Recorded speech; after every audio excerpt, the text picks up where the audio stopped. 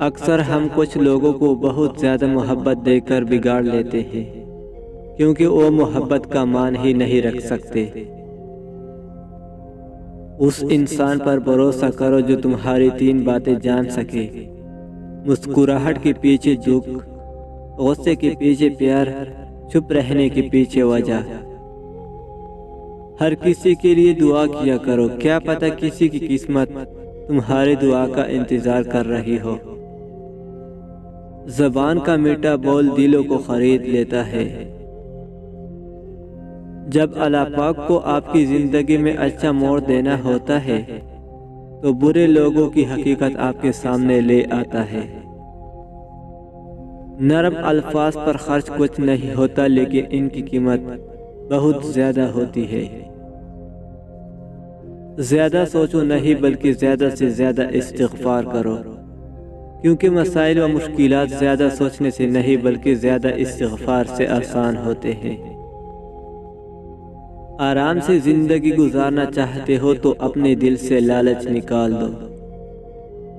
تمہاری عزت تب ہوتی ہے جب آپ کے پاس کچھ ایسا ہوتا ہے جو سب کے پاس نہیں ہوتا۔ اگر آپ کوئی بات نہیں جانتے تو سیکھنے میں شرماؤ مت۔ آپ کے پسندیدہ لوگوں میں یہ اہلیت بھی ہوتی ہے کہ ان سے بات کرنا آپ کی تکن اتار دیتا ہے۔ جب مان ٹوٹ جاتا ہے تو اس سے وابستہ ہر چیز خود بخود ٹوٹ جاتی ہے، دل، رشتہ، اعتبار، یہاں تک کہ خود انسان بھی۔ ہمیشہ بولنا نہیں پڑتا، تمہارے آنسو بھی اللہ سے باتیں کرتے ہیں۔ مانگی ہوئی توجہ عزت نفس کی توہین ہوتی ہے۔